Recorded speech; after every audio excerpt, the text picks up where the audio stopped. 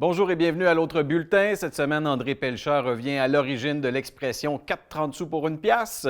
On vous invite à la campagne de sociofinancement de l'application La Bêche.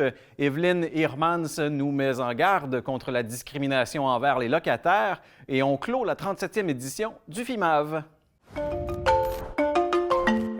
Ce soir, on va parler d'argent. D'argent bien concret. 1 $, 25 sous. 4 pièces de 25 sous dans 1 $. Pourquoi d'abord on dit 4,30 sous pour une pièce?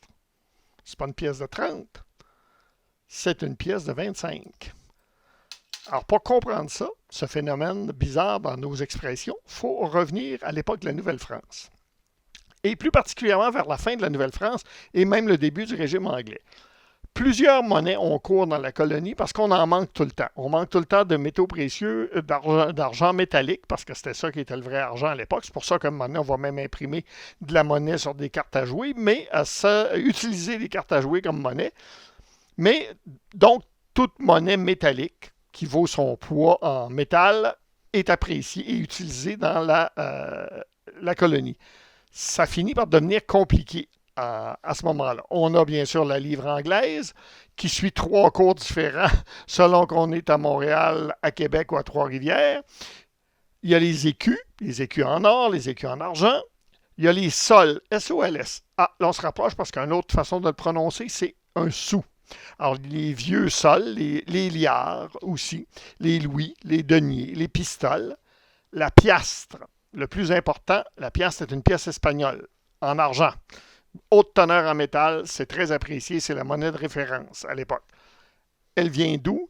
D'où vient l'argent, plus précisément? Des mines d'argent qu'il y a dans l'Empire espagnol, au Mexique, au Pérou, ce qui permet à l'Espagne de frapper cette monnaie qui est très appréciée. Vous avez la Guinée anglaise, etc. Il faut 12 deniers pour faire un sou, 3 deniers pour faire un liard, mais 20 sous ou 240 deniers pour faire une livre française. La livre française qui n'existe pas, en fait, c'est une monnaie de référence, mais il n'y a pas de pièce d'une livre française. Et là, on se rapproche, 120 sous pour une piastre espagnole. Donc, 120 sous, une piastre espagnole. La plus grosse pièce qu'on frappe en utilisant les sous, c'est une pièce de 30. 4 fois 30 sous forment une piastre. Les sous français, une piastre espagnole, mais c'est pas grave, c'est comme ça que ça fonctionne. C'est de là que vient notre 4,30 sous pour une piastre. Plus tard, l'Empire espagnol, comme on sait, a pris fin. Les États-Unis sont apparus et les États-Unis ont commencé à imprimer le dollar, qui rapidement est devenu une monnaie très appréciée, qui était aussi une pièce d'argent au départ. Alors, on s'est mis à compter en dollars. Éventuellement, dans les années 1850, le Canada uni va créer le dollar canadien. Les premiers billets, mais on est porté dans la colonie, chez les gens de langue française, à équivaloir le dollar et la piastre. Pour ça qu'en français, on va dire une piastre, quand en anglais, on dit $1. Alors donc, et bien sûr, il y a les pièces de 25 cents, de 25 sous, de 25 cents plutôt, il en faut 4 pour faire $1, une piastre dans le vieux français employé à l'époque. Les premiers billets de banque frappés au Canada uni vont être d'un côté en anglais, c'est marqué $1, puis de l'autre côté en français, c'est marqué une piastre.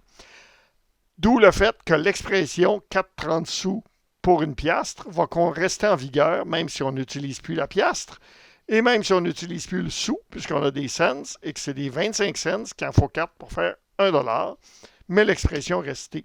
Et c'est de là qu'elle vient, de l'imbroglio monétaire de l'époque du 18e siècle dans notre colonie. Alors voilà. Hélène Bourgoin, bonjour. Bonjour Alexandre. Alors, on est ici pour parler de votre campagne de sociofinancement au sujet de La Bêche, qui est une application pour les agriculteurs. Ça consiste en quoi exactement? Bien, en fait, l'application, nous, ce qu'on veut, c'est une application vraiment là, numérique, santé mentale pour les agriculteurs, parce qu'on sait que, bon, on en parle de plus en plus, la santé mentale, c'est important. Les agriculteurs et agricultrices, souvent, sont dans des milieux isolés, loin des ressources, loin des services. Donc, ce qu'on veut, c'est vraiment là, campagne de financement pour pouvoir monter la programmation de l'application que nous, on a en tête, qui va vraiment être un outil à portée de main que la personne va pouvoir utiliser là, dans son tracteur, à son étable, à la maison. Bref, pas de contraintes à ce niveau-là, qui va être vraiment rapide là, pour l'agriculteur ou l'agricultrice. Donc, comment est-ce que ça s'articule au juste, cet outil de prévention-là? Ben, en fait, il y aurait 3 volets. Donc, le premier, c'est un doseur. Donc, de venir doser. Au niveau, bon, ton anxiété, ta santé physique, mentale. Faire des questions rapidement, puis ensuite, on aurait l'outil solutionner, que là, il peut avoir des outils, mettons, une fois qu'il aura identifié, ciblé, bon, ben, c'est de l'anxiété, c'est de la peur, c'est un trop-plein, c'est un conflit. Là, après, avoir des petits outils qu'il peut utiliser rapidement. Là. Et la troisième phase, c'est au niveau du clavardage. Nous, ce qu'on voudrait, c'est utiliser les autres, utiliser le réseau. Fait que peut-être que là, il faudrait d'avoir du clavardage, parler avec des bénévoles, des sentinelles agricoles, peut-être des travailleurs de rang qui ont le goût de faire des heures bénévoles, des intervenants, peu importe, mais pas pour faire de l'intervention, vraiment pour échanger. Des fois, c'est juste de vider le trop-plein, d'en parler à quelqu'un qui a vécu la même situation. Là. Par exemple, ma ferme, elle vient de passer au feu, puis ben là, je peux l'écrire, il y a quelqu'un qui a vécu ça l'année passée. Mais qu'est-ce qui l'a aidé, lui? Qu'est-ce qui fait qu'il s'en est sorti? C'était quoi ses enjeux? Bon, ben déjà, d'échanger, ça diminue probablement. Pas probablement, ça va diminuer son stress. Assurément. Absolument. Puis au niveau de votre campagne, elle va durer jusqu'à quand? Puis vous en êtes rendu où dans vos objectifs? La campagne est jusqu'au début juin de mémoire, je te dirais le 5, elle durait 60 jours, donc c'est rapide, c'est intense. On a des contreparties, donc les gens peuvent contribuer, faire un don. Puis, par exemple, ils peuvent parrainer un veau de ma ferme, peuvent venir visiter notre ferme ou ma ferme à moi, les vignobles à Étienne. Il y a des webinaires et dans mes préférés, en tout cas, il y a un tirage d'une toile de Marc Séguin, qui est aussi grand artiste, mais aussi un agriculteur qui embarque avec nous dans ce projet. Puis, notre coup de cœur, je pense, c'est aussi la dose d'amour. Fait que tu peux envoyer un petit message à un agriculteur. Merci pour ce que tu fais. Fait que, tu sais, des fois, là, il va y avoir la section, tu sais, parlez-moi d'amour, quasiment, là, mais une petite boost, une petite motivation de, hey, on apprécie ce que tu fais. Parce que souvent, c'est ça, ils le font, c'est une routine, mais de prendre le temps de leur dire, je pense que ça peut faire un beau baume qui fait du bien. Puis pour les intéressés, on se rend où pour avoir plus d'informations? Oui, c'est laruchequebec.com, la petite barre, la bêche, donc LA-bêche. On peut aller directement là, sur la ruche puis chercher la bêche aussi, ça, il n'y a pas de problème. Sinon, on a notre adresse, notre page Facebook aussi. Fait que c'est la bêche, application numérique, santé agricole. Excellent. Bonne chance pour votre campagne et merci beaucoup. Hey, merci. Bye bye. Bonjour à vous tous. À l'approche du 1er juillet, plusieurs d'entre vous sont à la recherche d'un logement. Malheureusement, on constate présentement que les annonces des propriétaires ont des critères très sélectifs présentement. On constate donc une hausse de la discrimination et elle touche plusieurs types de locataires, dont ceux qui ont des enfants. Vous devez savoir qu'en tant que locataire, vous avez des droits qui sont protégés par la Charte des droits et libertés de la personne du Québec. En conséquence, la discrimination en matière de logement, c'est illégal au Québec. Un propriétaire ne peut donc pas refuser de signer un bail avec un locataire pour des motifs reliés à des caractéristiques personnelles, par exemple son âge, son état civil, donc le fait d'avoir des enfants par exemple, sa condition sociale, ça pourrait être de recevoir de l'aide de dernier recours, ou encore son origine ethnique. En principe, les seules raisons pour lesquelles un propriétaire peut refuser de signer un bail avec un locataire sont les suivantes. Si le locataire a une incapacité de payer le loyer, si vous avez un casier judiciaire, ou encore si vous avez manqué à vos obligations de locataire par le passé. Concernant l'incapacité à payer le loyer, le propriétaire peut décider de vous louer le logement en exigeant une caution, c'est-à-dire une personne qui sera responsable du bail avec vous. Par exemple, un parent pourrait signer comme caution pour le premier appartement de sa fille, puisque cette dernière n'a pas d'expérience de crédit. Le propriétaire aurait donc un genre de garantie concernant le paiement du loyer.